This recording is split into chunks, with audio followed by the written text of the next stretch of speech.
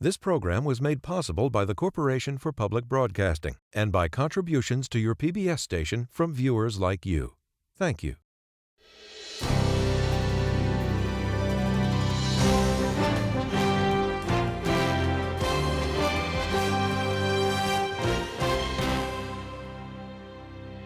Good evening, and welcome to PBS News' special coverage of President Biden's address to the nation. I'm Jeff Bennett. And I'm Amna Nawaz. The president's speech is his first major public appearance since ending his re-election campaign 3 days ago and endorsing his vice president, Kamala Harris, to replace him as the Democratic presidential nominee. President Biden had been isolating at his beach home in Delaware with a COVID diagnosis for the last several days.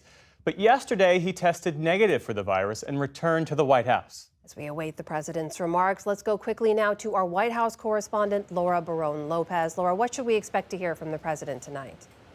We're going to hear the president explain why he bowed out of the race, Amna, and say that defending democracy is much more important than any job title. The president will be joining us shortly from the Oval Office. That's our White House correspondent, Laura Barone-Lopez. From the White House, we will have full analysis here with our panel of experts to follow. And of course, we'll be bringing you the president's remarks as soon as he joins us again. The first time he is speaking publicly since ending his re-election campaign just 3 days ago. Let's go live to the president. My fellow Americans, I'm speaking to you tonight from behind the Resolute desk in the Oval Office. In this sacred space, I'm surrounded by portraits of extraordinary American presidents. Thomas Jefferson wrote the immortal words that guide this nation. George Washington, who showed us presidents are not kings. Abraham Lincoln, who implored us to reject malice. Franklin Roosevelt, who inspired us to reject fear. I revere this office, but I love my country more. It's been the honor of my life to serve as your president. But in the defense of democracy, which is at stake, I think is more important than any title. I draw strength and I find joy in working for the American people. But this sacred task of perfecting our union is not about me. It's about you, your families, your futures. It's about we, the people. And we can never forget that. And I never have. I've made it clear that I believe America is at an inflection point. One of those rare moments in history when the decisions we make now will determine our fate of our nation and the world for decades to come. America's going to have to choose between moving forward or backward, between hope and hate, between unity and division. We have to decide, do we still believe in honesty, decency, respect, freedom, justice, and democracy? In this moment, we can see those we disagree with not as enemies, but as fellow Americans. Can we do that? Does character in public life still matter? I believe I know the answer to these questions because I know you, the American people. And I know this: we are a great nation because we are good people. When you elected me to this office, I promised to always level with you, to tell you the truth. And the truth, the sacred cause of this country, is larger than any one of us. And those of us who cherish that cause, cherish it so much, a cause of American democracy itself, must unite to protect it.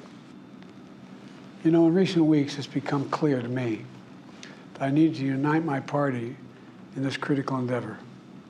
I believe my record as president, my leadership in the world, my vision for America's future, all merited a second term.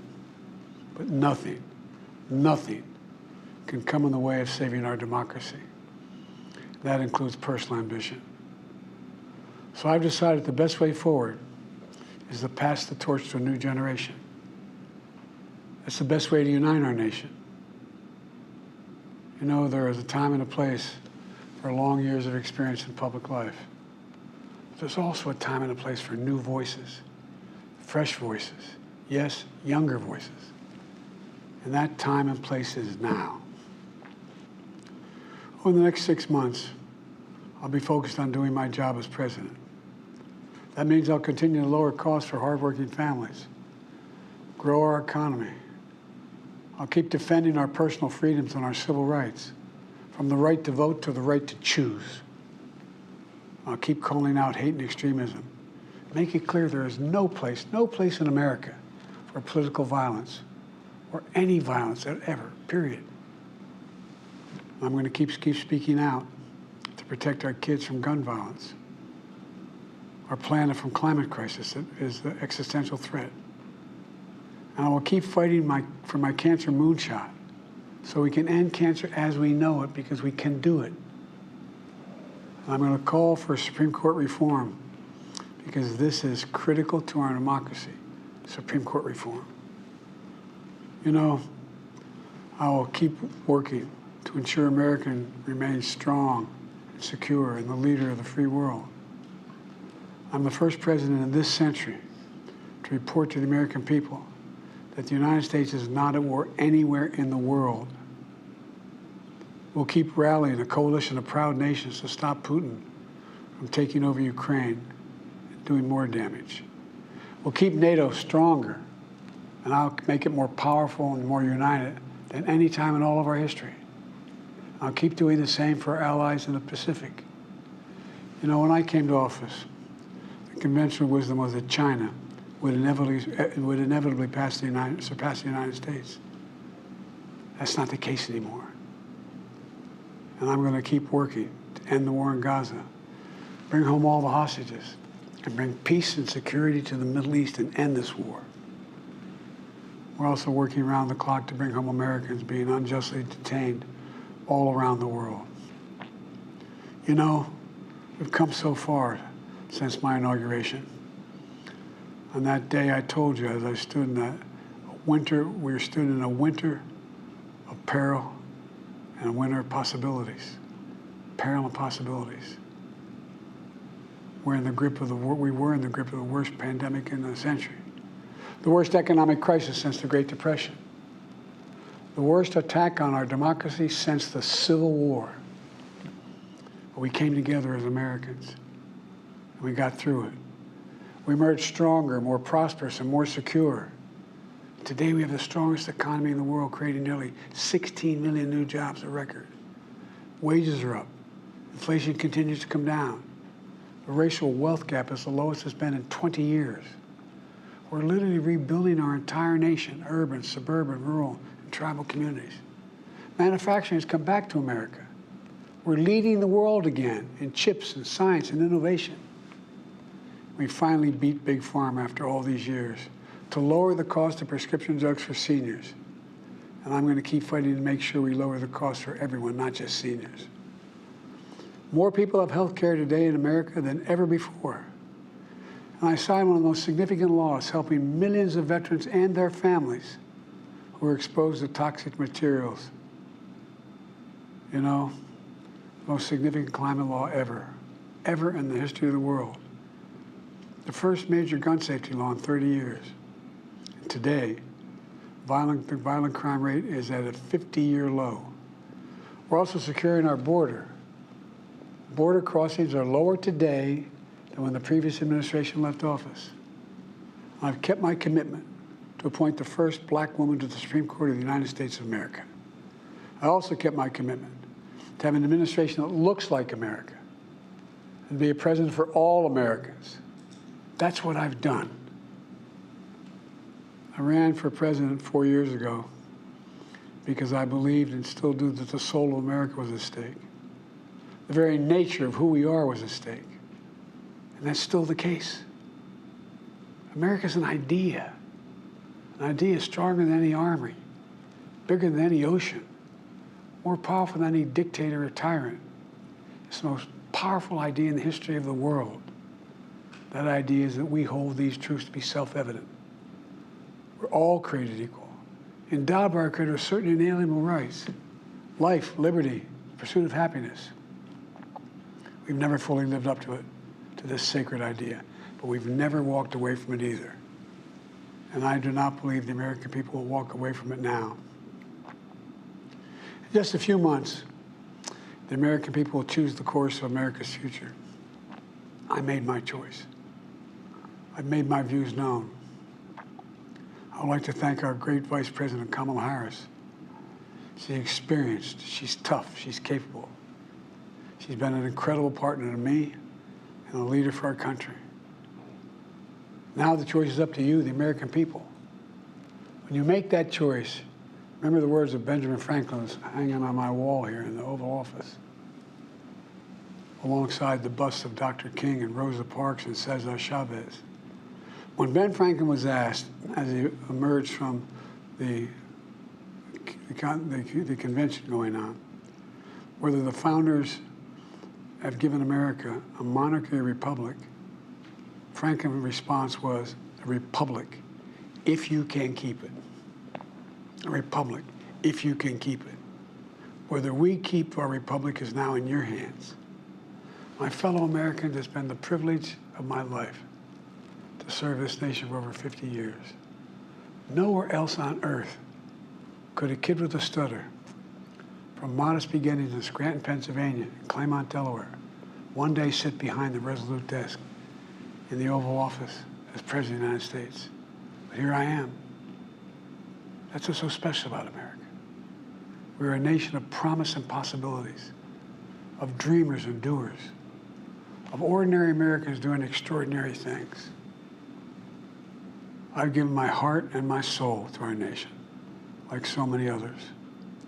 I've been blessed a million times in return with the love and support of the American people. I hope you have some idea how grateful I am to all of you.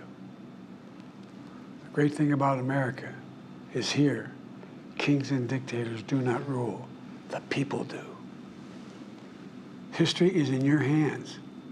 The power is in your hands. The idea of America lies in your hands. We just have to keep faith, keep the faith, and remember who we are. We're the United States of America, and there's simply nothing beyond our capacity when we do it together. So let's act together, preserve our democracy. God bless you all, and may God protect our troops. Thank you. President Biden speaking to the nation from the Oval Office, making a case for his legacy, sweeping domestic legislation, a renewal of alliances abroad, a defense of democracy, really presenting himself as the bridge candidate he vowed to be back in 2020 and ultimately became this past weekend. Let's turn to our panel now for more reporting and analysis. We're joined by Republican strategist Kevin Madden, Democratic strategist Guy Cecil, presidential historian Douglas Brinkley, who joins us from Austin, Texas, and at the White House are Laura Barron Lopez. Guy Cecil, you heard President Biden say, "I revere this office, but I love this country more." React to what you heard. Well, I think he went into the speech wanting to do three things. One, he wanted to talk about his own legacy, the historic achievements of this administration, the progress we've made as a country, and he wanted to talk a little bit about what he wanted to do for the last 6 months of his administration. Second, I think he wanted to draw an implicit or maybe somewhat explicit comparison between the two candidates that will be on the ballot, talking about passing it on to the next generation of Americans and being that bridge candidate that you talked about. And third, I think the two questions he asked the country were really important.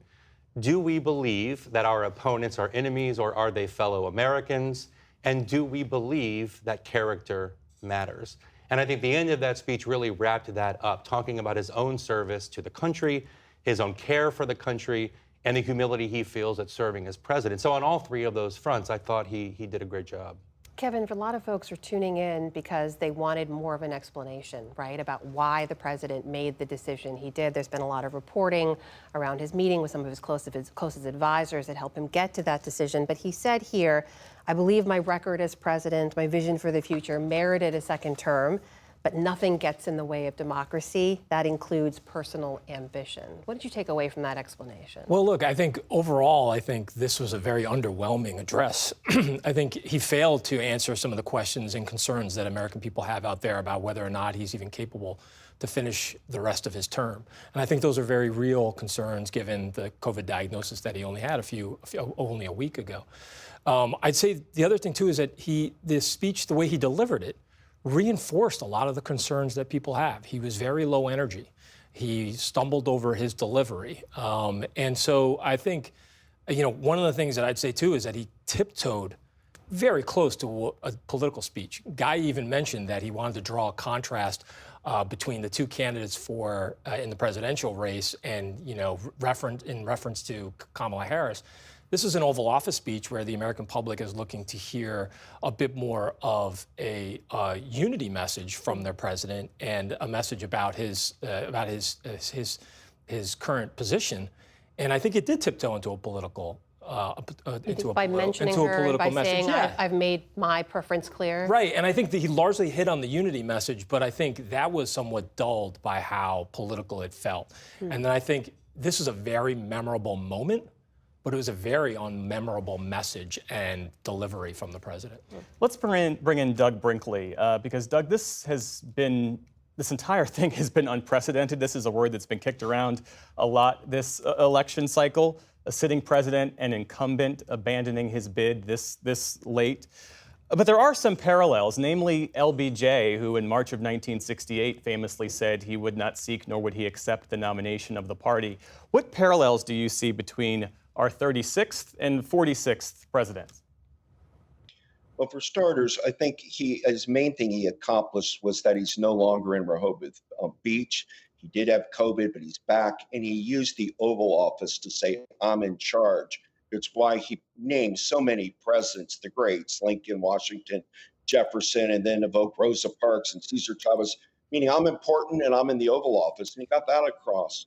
But it did, when LBJ dropped out in 1968, it had the effect of everybody couldn't believe it. It was shock and awe because he did it unexpectedly at the end of March. And, in this case, President Biden had basically said this, what we heard right now in his social media announcement that went everywhere. We've been talking about it for days. So there wasn't any memorable line tonight or something that's going to be remembered in history. And I agree, he seemed weak in presentation, considering this is the big moment to get across to the American people. What we're hoping is that his health is good. It's been an issue that White House is stubbornly doesn't want to talk about it. Is he in cognitive decline? Is he not? What's going on? And where nobody's ever been quite comfortable with their answers, because it could be if he's been infirm for a while and they didn't let people know, that causes him a legacy issue. But it was like a mini farewell address for a president that still has 6 long months to lead our nation. Let's bring in Laura Barrón-Lopez over at the White House. Laura, you were watching this unfold, as were we here. And pick up on some of these points that Kevin raised, that Doug just raised, that many of those questions that voters have had about the president's ability to carry forward his duties, about any kind of decline, maybe weren't necessarily answered tonight. Is that something that the White House wanted to explicitly address? What did you take away? Well, part of bringing the president, part of the president coming back to the White House, giving this address from the Oval, as Douglas Brinkley was saying, was to give this presentation that he is back at the White House doing his work. He is going to continue to do the work for the remainder of his term. And there's a lot that he wants to accomplish in the time that he has left. He wants to get a ceasefire deal between Gaza and Israel. And he also is going to try to do as much as he can on NATO and Ukraine to keep those alliances together. But White House Press Secretary Karine Jean-Pierre did address that question today, Amna. She was asked about the president's health, and she said that he did not bow out of the race because of his health, that had nothing to do with it. And so I expect that the White House is going to be asked again multiple questions about whether or not the president still has the fitness and the capability to finish the job. He maintains that he does. I think what stood out in this speech, Amna, was also how heartfelt and emotional he was. He talked about being grateful for being able to serve as the president, talked about being someone who was a kid with a stutter, being able to rise to this level, to this office, and hold it. And also, you could really hear that he still felt like he maybe could have won the election. And that's something to the final days that he really held tight to, that he thought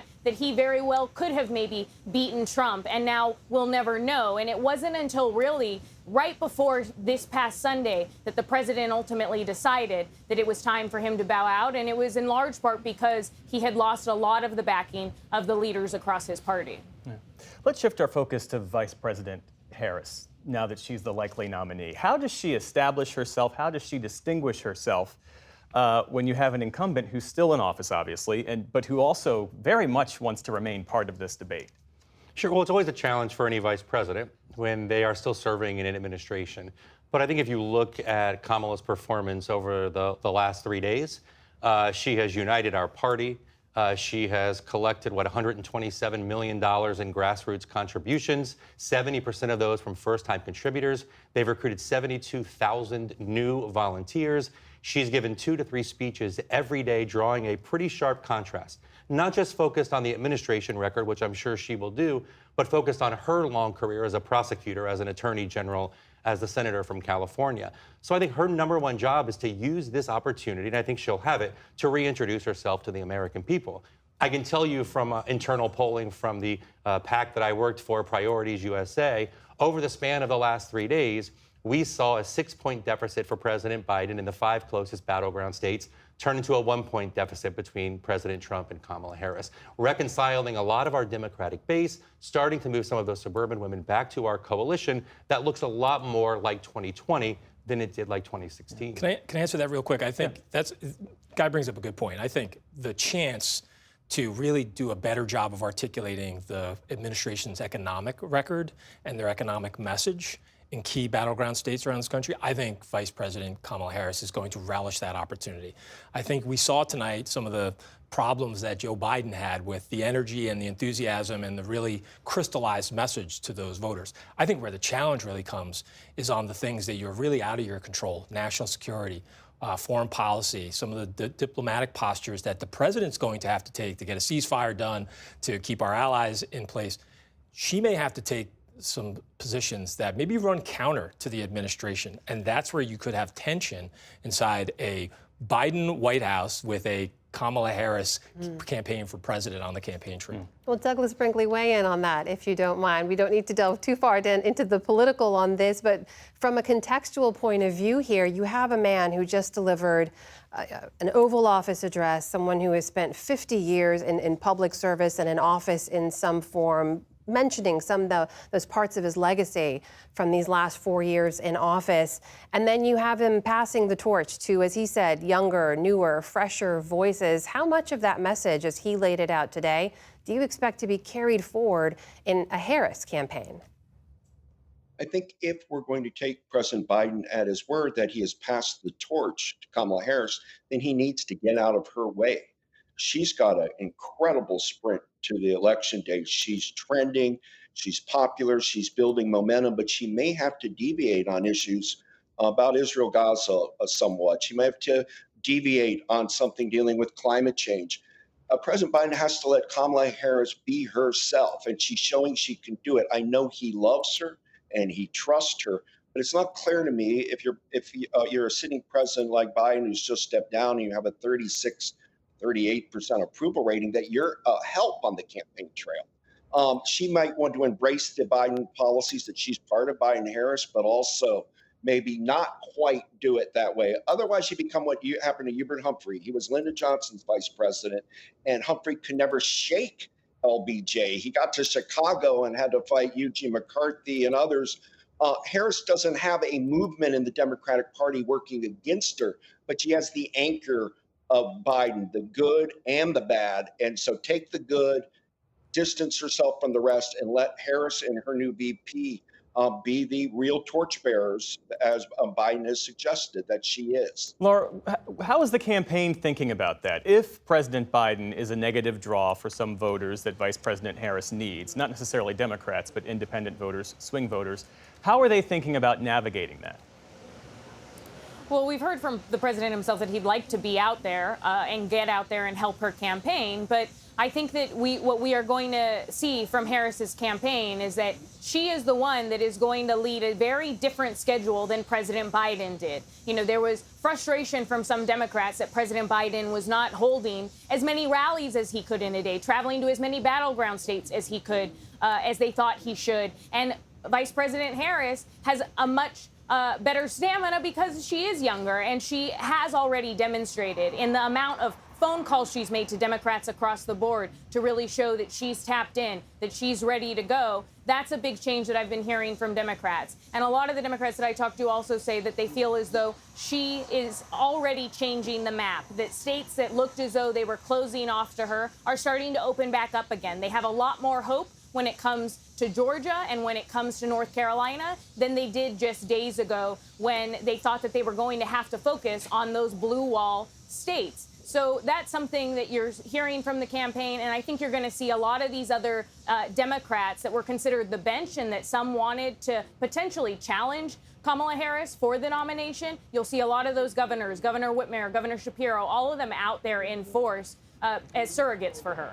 Guy, in 30 seconds or so, you expect Harris to break dramatically from Biden or do it maybe over time? Yeah, I don't expect any major breaks from an administration that she served in, but she is her own person. She's proven that over her career, and I'm sure there will be differences over the course of time.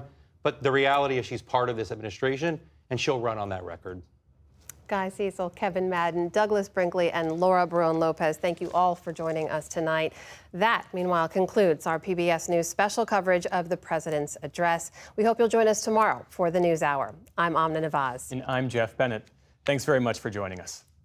This program was made possible by the Corporation for Public Broadcasting and by contributions to your PBS station from viewers like you. Thank you.